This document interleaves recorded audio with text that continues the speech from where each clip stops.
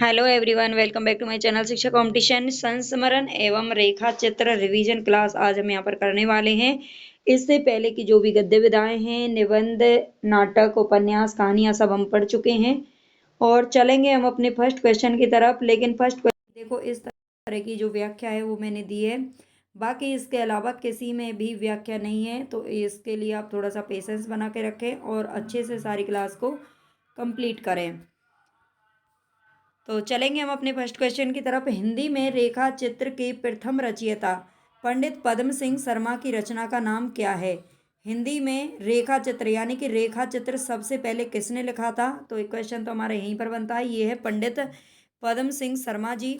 इनकी जो रचना है रेखा चित्र, ये है पद्म पराग। ठीक है, पद्म पराग इनकी रचना का नाम है, जो कि सबसे पहले रेखा चित्र इन्होंने लिखी थी। एक लघु विधा है। थोड़ा सा इसके बारे में देख लेते हैं। हिंदी साहित्य में लघु विधाओं का लेखन 20वीं शताब्दी के उत्तरार्ध में प्रचलन में आया था, जिसमें रेखा चित्र, रिपोर्टाज, डायरी, आत्मकथा आदि का प्रणयन किया गया। हिंदी में रेखा चित्र के प्रणयन का वास्तविक श्रेय पंडित पद्म सिंह शर्मा को जाता है, जो इस विधा के जनक माने जाते हैं। पद्म पराग नामक रेखा चित्र संग्रह उनका उल्लेखनीय ग्रंथ है। इस परंपरा को आगे बढ़ाते हुए महादेवी वर्मा ने अतीत के चलचित्र, स्मृति की रेखाएं, पथ के साथ ही मेरा परिवार आदि रेखा चित्रों का प्रणयन किया। 10 तस्वीरें, ये जगदीश चंद्र माथुर का रेखा चित्र है, तथा रेखा एवं रंग आचार्य विनय मोहन शर्मा का रेखा चित्र है। तो इसको भी आपको क्या रखना है? रेखा एवं रंग किसका है? विनय मोहन शर्मा का। 10 तस्वीरें जगदीश चंद्र माथुर की, और ये यहाँ पर ऊपर आप देख सकते हो महादेवी वर्मा का। ठीक है, अब हम थोड़ा सा फास्ट चलेंगे सारी विधाओं को पढ़ते हुए। जहाँ पर एक्सप्लेनेशन की ज़रूरत होगी वहाँ पर मैं ज़रूर बताऊँगी, बाकी हम थोड़ा स्पीडली चलेंगे। माटी की मूर्तें की विधा क्या है? माटी की मूर्तें, तो अभी हम यहाँ पर संस्मरण रेखा चित्र पढ़ रहे हैं। ठीक है, तो यहाँ पर हमारी इसकी विधा क्या है? माटी की मूर्तें। तो ये किसकी है? संस्मरण संस्मरण विधा है इसकी। और ये किसके द्वारा लिखा गया है? तो ये राम वृक्ष बेनीपुरी जी के द्वारा लिखा गया है। ठीक है, राम वृक्ष बेनीपुरी। और ये हमारे जो यूजीसी नेट का सिलेबस है उसमें भी लगता है। यूजीसी नेट सिलेबस जो एग्ज़ाम हुआ था जनवरी में, उसकी जो आंसर की है वो भी आ चुकी है, उसको भी आप चेक कर लेना जिन्होंने भी एग्ज़ाम दिया था। लाल तारा के रचनाकार कौन है? लाल तारा के रचनाकार कौन है? तो लाल तारा क्या है? ये एक रेखा चित्र है। ठीक है, और ये किसके द्वारा लिखा गया है? तो ये राम वृक्ष बेनीपुरी के द्वारा लिखा गया है। ठीक है, लाल तारा और माटी की मूर्तें, ये दोनों ही राम वृक्ष बेनीपुरी के द्वारा लिखे गए हैं। आगे चलेंगे हम। जंगल के जीव कृति के लेखक कौन है? जंगल के जीव, इस कृति के लेखक कौन है? महादेवी वर्मा, श्री राम शर्मा, राम वृक्ष बेनीपुरी या शिव पूजन सहाय। जंगल के जीव, जंगल के जीवों की रक्षा कौन करते हैं? तो ये करते हैं श्री राम शर्मा। ठीक है, श्री राम शर्मा जंगल के जीव कृति के लेखक हैं। और इनके अलावा इनकी एक है प्राणों का सौदा। प्राणों का सौदा, ठीक है, ये भी इम्पोर्टेंट है। ये किसकी है? तो ये भी श्री राम शर्मा जी की है। प्राणों का सौदा, जंगल के जीव, और वे जीते कैसे हैं। वे जीते कैसे हैं यानी कि जो जंगल में जीव रहते हैं वो कैसे जीते हैं सर्दियों गर्मियों में, इस तरह से आप थोड़ा बहुत ट्रिक लगा सकते हो। वे जीते कैसे हैं, वे जीते कैसे हैं, ये भी इनका क्या है? संस्मरण ग्रंथ है ये इनके तीनों ही, इनको भी आपको याद रखना है। आगे चलेंगे। गेहूं और गुलाब, इस रचना की विधा क्या है? गेहूं और गुलाब की रचना विधा क्या है? उपन्यास, कहानी, नाटक या इनमें से कोई नहीं। तो यहाँ पर तो ये आ जाएगा इनमें से कोई नहीं। तो फिर इसकी विधा क्या है? तो ये एक रेखा चित्र है। ठीक है, क्या है ये? गेहूं और गुलाब रेखा चित्र। रेखा चित्र संस्मरण एक ही चीज होता है वैसे, रेखा चित्र संस्मरण। ठीक है, इसमें थोड़ा बहुत डिफरेंस है, उसको हम देख लेंगे। निम्नलिखित में से कौन सा रेखा चित्र है जो महादेवी वर्मा का नहीं है? इनमें से महादेवी वर्मा का कौन सा रेखा चित्र नहीं है? अतीत के चलचित्र, स्मृति की रेखाएं, पथ के साथ ही मंटो मेरा दुश्मन। तो ये मंटो मेरा दुश्मन है, ये किसका है? उपेंद्र नाथ अस्क का है। ठीक है, ये उपेंद्र नाथ अस्क का क्या है? संस्मरण है। और बाकी के जो तीनों हैं ये तीनों के तीनों महादेवी वर्मा के हैं। भारतीय नारी की समस्याओं को आधार बनाकर महादेवी वर्मा ने कौन सा ग्रंथ लिखा है? भारतीय नारी की समस्याओं को आधार बना करके महादेवी वर्मा ने कौन सा ग्रंथ लिखा है, तो ये हमें बताना है। पथ के साथी, श्रृंखला की कड़ियाँ, अतीत के चलचित्र या इनमें से कोई नहीं। तो हमारा आंसर हो जाएगा यहाँ पर बी करेक्ट।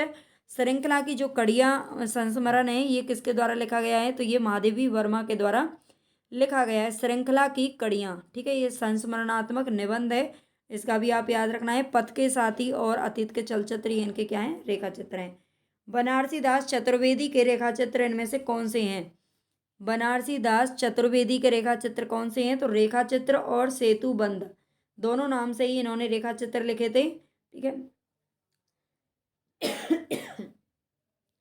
तो रेखा चित्र और सेतु बंध ये दोनों ही किसके हैं, तो ये बनारसी दास चतुर्वेदी के हैं, इनको आपको याद रखना है। अमिट रेखाएं, इन संस्मरण के लेखक कौन है, यानी कि रेखा चित्रकार लिखा हुआ है, रेखा चित्रकार कौन है, तो अमिट रेखाएं रेखा चित्र किसका है, विष्णु प्रभाकर, सत्यवती मलिक, देवेंद्र सत्यार्थी या फिर शिव पूजन सहाय। तो यहाँ पर हमारा राइट ऑप्शन हो जाएगा सत्यवती मलिक, ठीक है। सत्यवती जो मलिक हैं वो किसके हैं, अमिट रेखाएं के द्वारा, अमिट रेखाएं जो रेखा चित्र है और इसे लिखा कब गया था, 1951 ईस्वी में।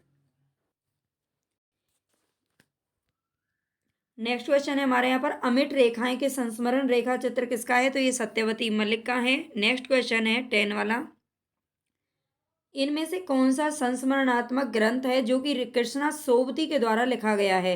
हम हशमत, यादें और बातें, दीवान खाना या स्मृतियों के छंद। तो इनमें से कौन सा संस्मरण है, ये है हम हसमत, ठीक है।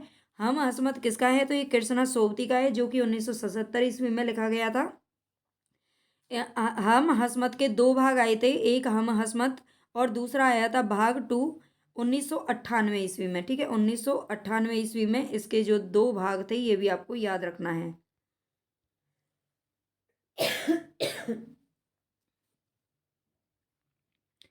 आगे चलते हैं, यहाँ पर मैचिंग वाला क्वेश्चन दे रखा है एक, इन रचनाओं को उनके लेखकों के साथ में क्या करना है, सम्मिलित करना है।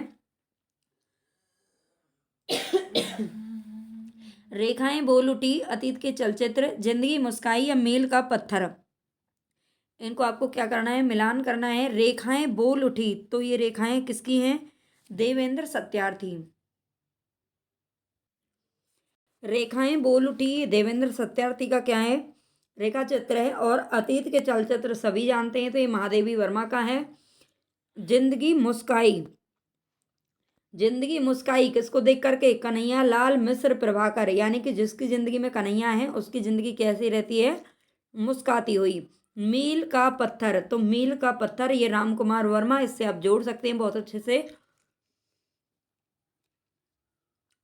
तो यहाँ पर एक में ही आप देख सकते हैं 4 क्वेश्चन है जो हमारे कंप्लीट हो जाते हैं, इन सबको आपको याद रखना है।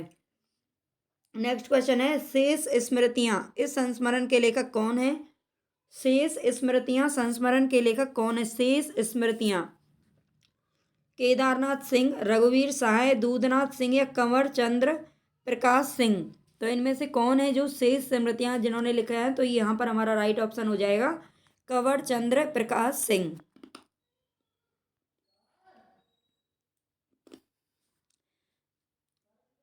और नेक्स्ट क्वेश्चन है यहाँ पर, पशु पक्षियों पर लिखित महादेवी वर्मा का रेखा चित्र संकलन कौन सा है।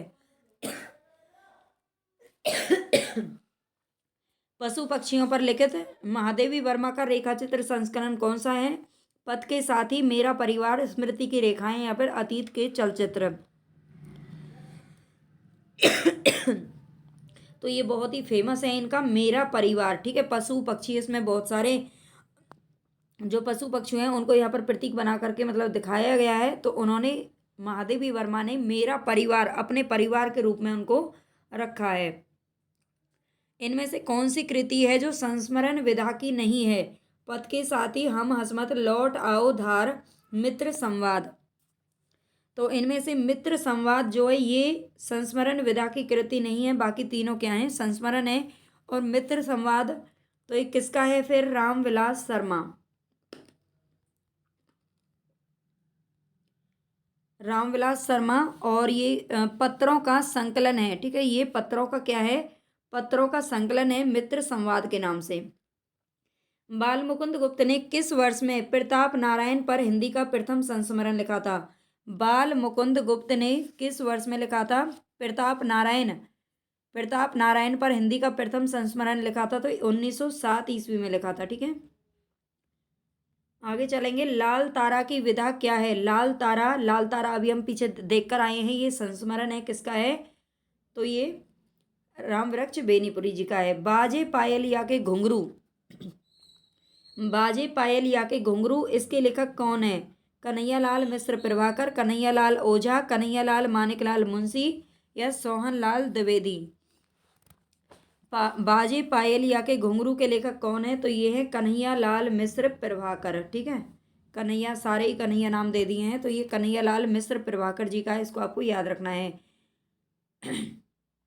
अमिट रेखाएं के संस्मरण, रेखा चित्रकार कौन है? अमिट रेखाएं, तो ये तो शायद अभी हम पीछे देख करके आए हैं, ये सत्यवती मलिक का है। महावीर प्रसाद द्विवेदी द्वारा लिखा हुआ संस्मरण कौन सा नहीं है? महावीर प्रसाद द्विवेदी के 4 संस्मरण में से कौन सा एक है जो कि महावीर प्रसाद द्विवेदी का संस्मरण नहीं है? अनुमोदन का अंत, इधर उधर की बातें, सभा की सभ्यता या विज्ञान आचार्य बसु का विज्ञान मंदिर? तो यहाँ पर इधर उधर की जो बातें हैं उसमें टाइम वेस्ट बिल्कुल भी नहीं करते थे महावीर प्रसाद द्विवेदी जी। उन्होंने बहुत ही अनुमोदन का अंत किया, सभा की सभ्यता और विज्ञान आचार्य बसु का विज्ञान मंदिर, ये तीनों ही जो संस्मरण है वो किसके हैं? महावीर प्रसाद द्विवेदी जी के हैं। रेखा चित्र की विशेषता किसमें होती है? रेखा चित्र की विशेषता कौन सी होती है? तीव्रता, विस्तार, चपलता या सतर्कता? तो ये होती है तीव्रता। ठीक है, रेखा चित्र की जो विशेषता है वो किसमें होती है? तीव्रता। सन 42 के संस्मरण, ये रचना का नाम है। सन 42 के संस्मरण इनमें से किस लेखक की संस्मरणात्मक कृति है? पदम सिंह शर्मा, श्री राम शर्मा, मनमथ नाथ गुप्त, कन्हैयालाल मिश्र प्रभाकर। सन 42 के संस्मरण, तो ये किसके द्वारा लिखा गया है ये आपको बताना है। तो हमारा राइट ऑप्शन हो जाएगा यहाँ पर श्री राम शर्मा। चलेंगे नेक्स्ट क्वेश्चन की तरफ। 25 क्वेश्चन है हमारे यहाँ पर, आप पूरा देख लीजिएगा। निम्नलिखित में से कौन सा संस्मरण रेखा चित्र विधा की रचना नहीं है? इनमें से कौन सा है जो कि संस्मरण रेखा चित्र नहीं है? पद्म पराग, अतीत के चलचित्र, माटी की मूर्ति, ज्योति विहंग। तो बिल्कुल हमारा राइट ऑप्शन हो जाएगा यहाँ पर ज्योति विहंग। तीनों तो हम पीछे पढ़ाए हैं।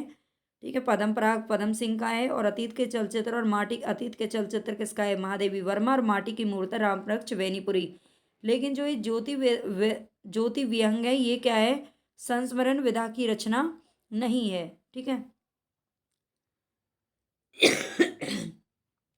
नेक्स्ट क्वेश्चन है यहाँ पर, जंगल के जीव के रचनाकार कौन है? जंगल के जीव के रचनाकार कौन है? तो हमारा राइट ऑप्शन हो जाएगा श्री राम शर्मा। ये देखो बार बार उसमें आई है एग्जाम में, इसलिए थोड़ा सा यहाँ पर 2 बार आपको देखने को कोई कोई क्वेश्चन मिल गया है।